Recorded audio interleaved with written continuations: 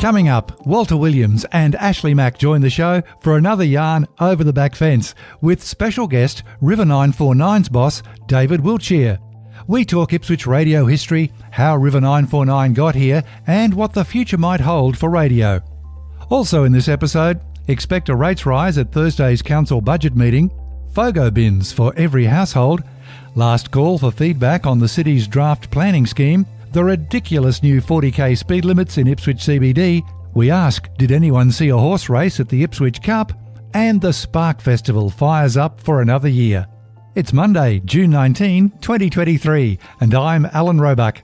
Welcome to Ipswich Today, which acknowledges the traditional custodians of the land on which it is produced and pays respects to elders past, present and emerging. This podcast is supported by Kinetics, people-powered web hosting trusted by Australian businesses since 1999. Walter Williams has called Ipswich home for 32 years, and you'll know his voice on many TV and radio ads. He was previously heard doing his own show on QFM, 4BH, Star FM, River and 4BC. Welcome, Walter. That's a lot, isn't it? It is a lot. It's a lot to take in. Ashleigh Mac was born in Ipswich, and growing up in Ebbw didn't affect him very much at all. Not much. Not much. He was the first voice on QFM in 1990. He's still a media tart, and he has a great little small business, a coffee shop at St Andrews. Welcome, Ash. Mate, thank you for inviting me yet again. We start this month by welcoming a special guest on the phone. At great expense to Over the Back Fence at Ipswich Today, please meet the General Manager of River 949, David Wiltshire. Oh, yes. The crowd's gone wild there. Sorry, Dave. Nearly drowned you out. Very esteemed company this afternoon, so thank you. Let's three broken down old acts. Yes. Make it four. Okay. A little bit of seriousness, just for a minute. Set the scene here. Radio celebrates 100 years in Queensland, coming up in a couple of years' time when the first commercial station hit the airwaves. That was the old 4GR in Toowoomba. 4QG actually started a couple of weeks earlier, but we don't classify that as a commercial station. And despite all the changes of technology, cinemas were going to close radio down, TV was going to close radio down, VHS tapes were going to do it, the internet and social media, but radio is still going strong. And I have a little disclosure here. I gave David an announcer's job in Canberra in 1988 at the start of new technology back then, the Macquarie satellite service. And all of us here, including David, have worked at Q, Star and River. So my first question to you, David Wiltshire, how lucky is Ipswich to have its own professional big-time radio station? It's funny how we've all been round the traps, isn't it? But look, yeah, you're quite right. It's great to have, what you call it, sort of a big-time radio station here. But I guess it's a little bit to do also, the fact that we're still fiercely, live and local here. So, we have live announcers, we have live newsreaders, we broadcast, from our studios here in Ipswich, and we don't kind of plug in Melbourne or Sydney or do satellite broadcasting like you and I used to do, Alan, in the old days. Is that going to stay that way, David? Well, while I'm here, absolutely. It's not just a business mantra. We actually have live and local presenters here deliberately because it just makes good business sense as well. I think our area is very different to a lot of other areas, and everyone likes to say they're parochial, but I really think we are in the Ipswich region. And I know that there's been a massive backlash when stations regionally decide to plug in a network show from elsewhere. It just doesn't work. But it really works for us, from Marnie and Campo to, Nikki, Jonik and Dave Cullen on the weekends. It just makes good business sense, and we're definitely going to keep it. Now, my radio colleagues must have a question or two for you. Let's start with Ash. Can I have a job? Of course, Ash. The door's always open for you. I've told you that. Absolutely. I know. I just don't want to get out of bed early anymore, mate. Yeah. 30 years of that was enough. Hey, are you still enjoying radio? A lot of guys sort of get a bit jaded after quite a few years. Are you still enjoying it? Yeah, look, I love it. My family background is radio, and I have been to different operations throughout the country, like most of us, but also I've stepped out of radio a couple of times and gone into, the wonderful world of print and digital media and those kind of things. But I keep coming back to radio because, I intrinsically just love it. I love what it's doing. I love where it's been. I love its history, and I love where we're sort of going moving forward. It just, gets me up every day. Not early, but gets me up. Walter, your question. Yeah, I'm just wondering what's the biggest challenge you face in 2023 moving forward? Because Alan's already mentioned some of the things that radio's been up against and somehow has survived. Yeah, we've been very lucky there. And you remember, as Alan mentioned, we also had, cassettes and 8-tracks and CDs in cars, and all of those things were going to kill radio. It didn't.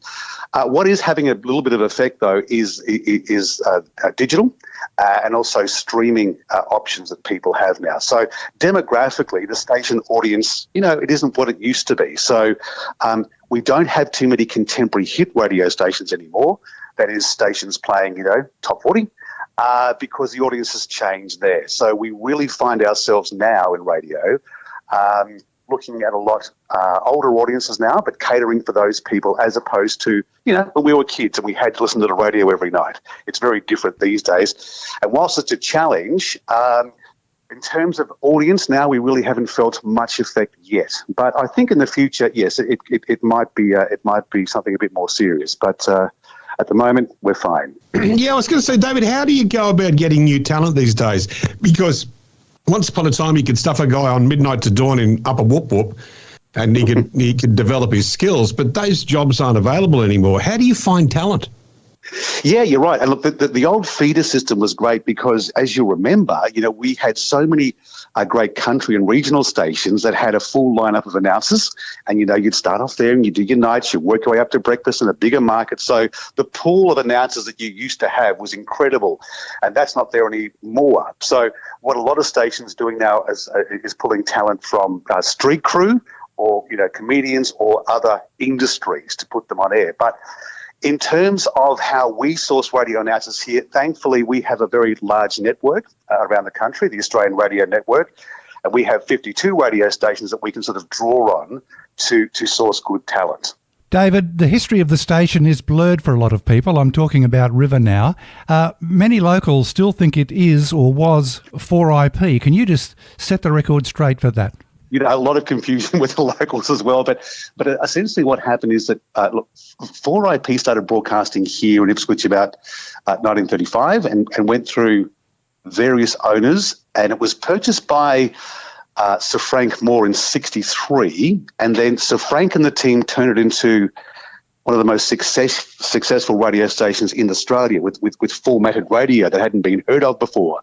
And it got so successful that a lot of listeners from Brisbane started tuning into the Ipswich station and loved it.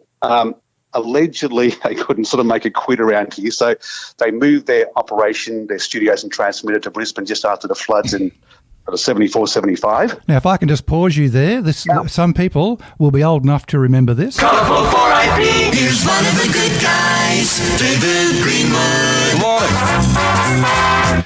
Oh, that is a blast from the past. So that's 4IP. So what happened? So 4IP sort of had a feet in both cities for a little while. And they had a Limestone Street office, which was just that. But the studios and transmitter went to Brisbane. They fully became Brisbane around about 77 and left the city a bit high and dry for local radio because their concentration was on Brisbane and surround. So it was about 15 years until we got lucky where a local, who happened to be the Governor-General, Bill Hayden, stepped in and lobbied the Communications Minister and was able to get a new licence for Ipswich, which commenced in 1990, and that station was called QFM, which evolved into River eventually. It was interesting. I can actually still remember the transmitter tower for 4IP, and not a lot of people know where it was. It was actually down near where Costco is, on the swamp there. And then when John Brannock and Paul Fallew, that was an exciting time when Brannock and Fallew and crew put that QFM together. That was exciting. Now, Ash, Walt and David, I just want to activate the Ipswich Today time machine. All right. As we go back in time, just a little bit more. 106.9 QFM. Wow. For my generation. FM 106.9 QFM. But wait, there's more. Feeling good with nothing but great songs, classic hits. Star 106.9. River 9.9. And that brings us kind of to the present day. You went, wow, Ash. Why did you go, wow? Because I haven't heard that first River jingle, or the first QFM jingle since I produced them. I thought you would have had a hand in it. I did. Tell us the story. I got a couple. I think they actually were husband and wife. I can't remember their names, but they've split up and he's now living in America. And they were produced in Brisbane, and no one was playing jingles at that time. I know the couple you're talking about. Yeah, and it was just really exciting putting those together because the brief came from the general manager about what he wanted on the jingles, but it was a lot of fun. And just on that, because I was the first breakfast announcer on QFM, I remember getting the call up when I was working I was programming 7LA in Launceston, Tasmania. Yeah, and they said, come and work for us at QFM, be our brekkie announcer in Ipswich. And I said, that's great. Where's Ipswich? Oh, Walter. I'm serious, but I've been here for over 30 years since, David. How about that? That's very I'm good. like and local like Hinksey. You are. That's right. It's interesting because I still have a photo in my office, the GM's office here, of the old Star FM crew. Oh, and, God. And Walter and Ash are in there. And it looks down at me every day. It's like the boys are judging me every day. I've really got to turn that bloody thing around. That was me with jet black hair and a perm. Yeah, something like that. David Wiltshire is our guest on Ipswich Today's Over the Back Fence segment for another month. Now, David, it's great to see that the station is a success financially because it is a commercial station. And there's a good old saying, without the business, there is no show. That is a fantastic achievement because it did falter in those early days trying to make a dollar. Yeah, it did. And look, thank you, Alan. We're very sort of proud of the position we're in now, sort of financially and from a ratings point of view. And in fact, we've been able to write some sort of record numbers recently as well. But yes, that hasn't always been the case in this area for various reasons. But what I think really turned the corner for the station was the fact that previous owners, Grant Broadcasters, were very, very focused on that local offering. And I know I keep boning on about that, but it just works, particularly in our part of the world. And that's why we have Marnie and Campo. Dave and Nikki on breakfast on the weekends are a classic example of what we're talking about. They're not announcers deliberately. They're well-known local people who, very much like your podcast, they sort of talk over the back fence and talk about everything that's sort of happening here. In fact, that's what they learned everything they know from us. Anyway, I stole it from you. Thank you. And Walter and Ash were too expensive, as were you, Alan. But that's right, mate. we don't get out of bed for less than $1,000. Exactly. But look, it really, so we have the council as one of our biggest clients. We're on all the Chamber of Commerce around the area. We run a segment called River to the Rescue regularly, where we sort of help out listeners and charities.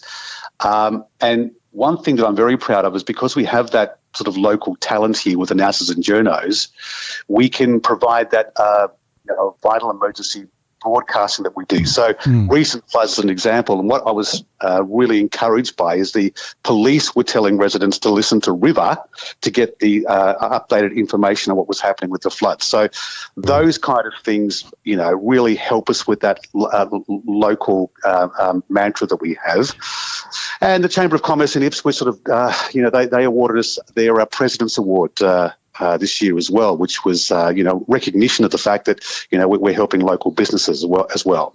Well, being part of the community, that is part of what it's all about. There's no doubt about that. I'm hearing River in lots of places, lots of shops, even doctor's surgery. So you are everywhere. That's great. That's great. I've got a serious technical question, and I've asked you this previous, David. What's the future hold for River technically? It's on FM. It'll probably stay on FM until further notice. You've got the iHeartRadio thing really cranked up. What about digital radio, DAB? Is that going to happen for River? Yeah, look, and we have had this discussion, Ellen, you're right. And yes, we are looking at DAB. DAB is interesting platform, and we're looking at sort of the pros and cons at the moment, but I haven't ruled it out. We are getting a brand new FM transmitter, though. We've actually got it. We haven't installed it yet, so that'll make our coverage area and our listening experience a little bit better for listeners. But at the moment, we are staying on FM and proud of it. But yes, we are looking towards having a look at DAB. But streaming and iHeart, we at the moment we have the largest streaming audience of all of our ARN regional stations across the country. Congratulations! Thank you. Yeah, well done. I think that deserves another round. From our studio audience. I just couldn't help myself. No, that is terrific news, David. Now, here's something that all of us are concerned about, and that is AI and Chat GPT and all that kind of stuff, because I've already heard some radio stations in America using 100% AI for their voices. Scary stuff. There must be talk behind the scenes about AI in Australian radio.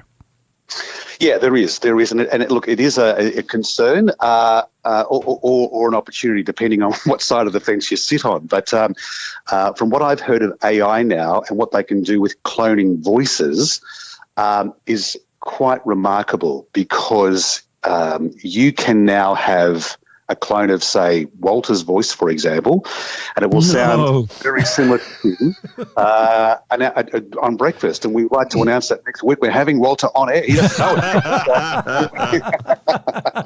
Well, this entire podcast is AI. Oh, yeah, right. Yeah, of course. What average intelligence? Yes. Yeah, so AI it's actually BAI, below average intelligence. So we're looking at it with interest and a little bit of concern, but I that's something that we really can't predict. Well, Nash, I've been super local. I tell you what, that's just fantastic. Yeah, and congrats on Marnie and Campo. They sound great at Brekkie.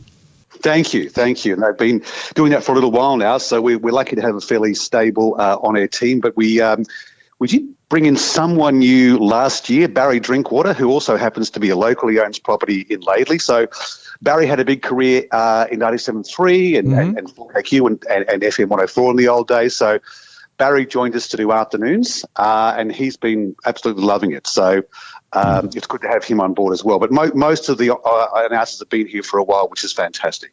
Great job, David Wiltshire. And on behalf of the three of us, thank you so much for chatting with Ipswich today for our regular yarn over the back fence. Awesome. Thanks very much, and we'll see you at the reunion, wherever that might be. Yeah, we will. Done.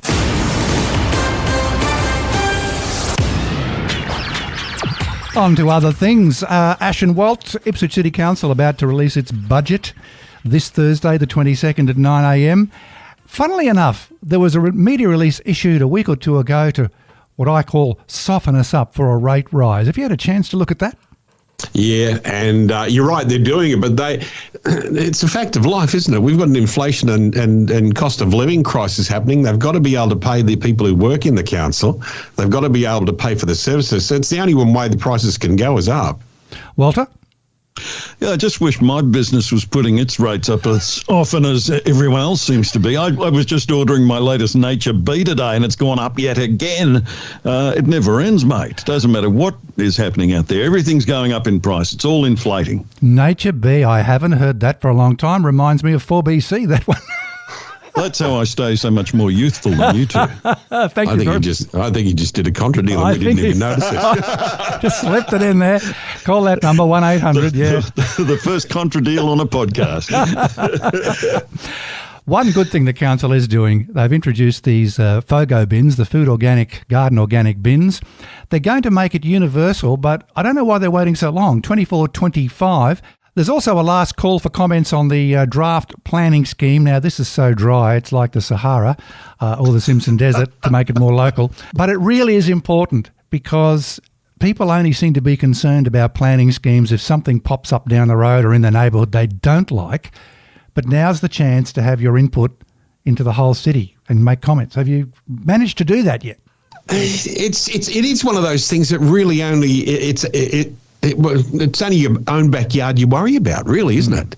Because the first thing I did when I went to the site was put in my address and my kids' address to see what was going to go on around their place, and I couldn't see anything unusual. Walter, you're in an unusual situation there yourself, sort of on your own there in the middle of Ipswich Central. Anything happening around you? It's great living on acreage in the CBD. But I have actually shared some of my suggestions on this new Ipswich planning scheme thing. So whether they'll be listened to, I don't know. I'm definitely a minority, as you say, Al. Are you the bloke who keeps putting up about the doggy doo-doo bin? Yes, that's me. Yeah, I thought you were. You want the more plastic bags, don't you? Absolutely. All right. And a doggy doo bin would be nice too. There isn't one on the entire stretch of River Hart precinct. Okay. A lot of dogs with bulging eyes. I have to agree with you, Walt. There should be something done about that. Yeah. What about these new 40k speed limits? I know they've been introduced and they've got all the warning signs under the sun saying new speed limits and flashing boards and all sorts of things. I am sure many people are just forgetting because you can come around the corner, not catch one of those signs and go, whoops, going over. What have you heard? I'm hearing lots of whinging. Well, the interesting thing is, I'm normally a bit of a lead foot. I drive a bit too fast most of the time, but I run Waze on the thing all the time, and it doesn't pip at me in town. So have they told the people from Waze it's now 40? Mine's still saying 50. Yeah. Especially if you've got an old mapping system and you've got to update it and pay for it. That makes it tough. Although I have noticed that I think Google does update pretty quickly. So if you're using Google, they own Waze now. They own right. Okay. I still think there should have been an amnesty period in place, and there wasn't. From the get-go, you were done for doing over 40 Ks and the brand new speed limits. I think it's a stupid idea altogether. I agree. And the lights don't match up. The street lights with the traffic lights do not coordinate with the 40k zones. I agree with what you said last month, Walter, and that is it's done for the stupid people that want to walk out in the traffic and not use the crossings. Exactly. It's all about the old Darwinian system of evolution, isn't it? And if you're stupid enough to walk in traffic, you will die. Yeah. One way of getting rid of the slow one. Good news about common sense prevailing with the designs for Colleges Crossing. We've spoken about this a couple of times in the past as well. So it's going to be back to basics, not much where it gets flooded, and all the action up a bit higher. Looks good.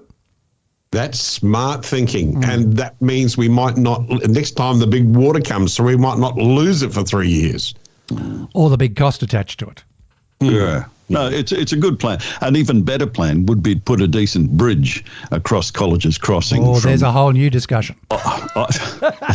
It's an old discussion. It's been around longer than me. Or we could tear it down, and that would solve a problem with traffic at Tuar every afternoon. Oh, yes, you have your traffic theory. Yeah, well, it's true. It's every time that is closed, there's no traffic over here.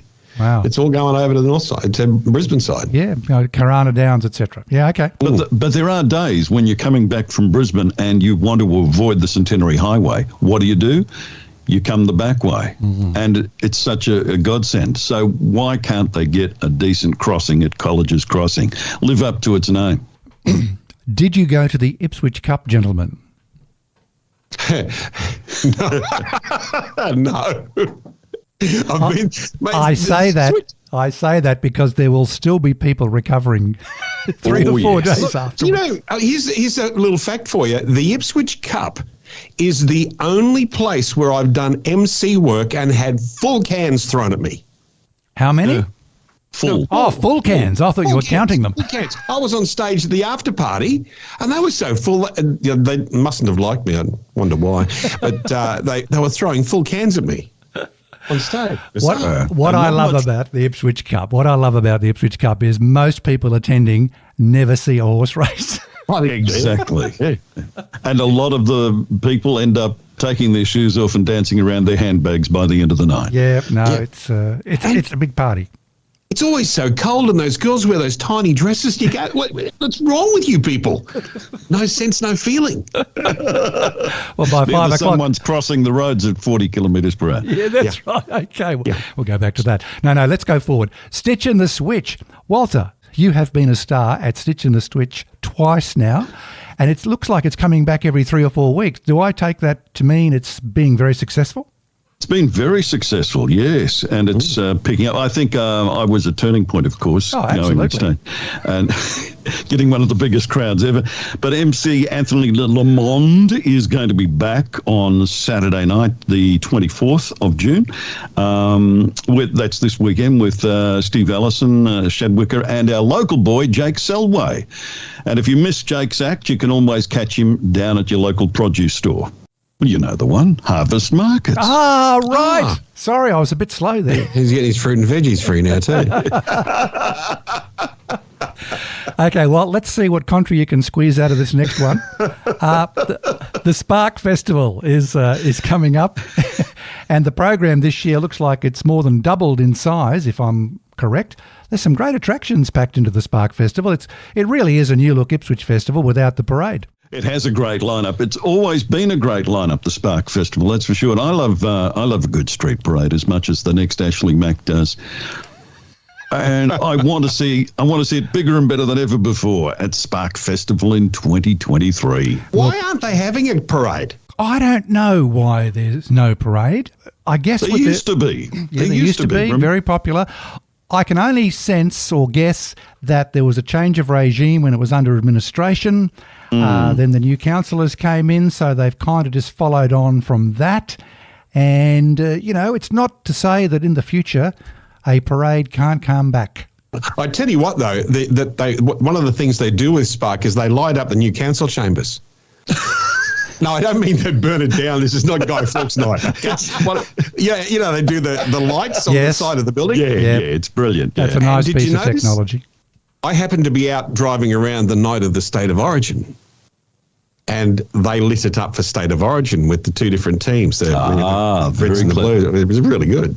One of the highlights of Spark Festival has to be when they light up the church too, the Catholic church in the city. It looks brilliant. Local photographers have their work beamed across the church, and then right in front of the church in the park, they have a big stage set up and eateries and the whole thing, food trucks, you name it. It's fantastic. Spark comes alive. That's a great endorsement for the Spark Festival. We'll have some links in the show notes for that one. Look, we might wrap it up here, gentlemen. It's an extra big addition, our yarn over the back fence. We would normally have a reminiscing segment, but instead of reminiscing, Ash, you've suggested we get hold of someone we've spotted on YouTube. Yeah, there's a guy, I'm a great YouTube watcher, and he's done a walkabout around Ipswich. But instead of it being contemporary Ipswich, it's Ipswich from settlement to 1904. From White Settlement, yep. Yeah, from White Settlement to 1904. And it is brilliant. Things like I went to school right next to one of the things he was standing on, Cunningham's Knoll, and I learned stuff. Right? Okay. So I thought, this is great. And I reckon we should get him on and have a chat about it. All right. He might be next month's special guest on Over the Back Fence. I think we need to take a break because I'm nearly out of breath and I need a drink of water. Thanks for joining us on Ipswich Today, gents. Thank you. Thank you, Alan. Cheers. And a reminder to look for handy links in the show notes. Ipswich Today is supported by Kinetics, people-powered web hosting trusted by Australian businesses since 1999. This podcast is also listener-supported. Please make a once-only gift or regular donation to help keep it online. Just go to ipswichtoday.com.au and click the donate button on the homepage to make a payment through PayPal. Follow and stream this podcast from your favourite app, including iHeartRadio and Amazon Music, or play Ipswich Today on smart speakers.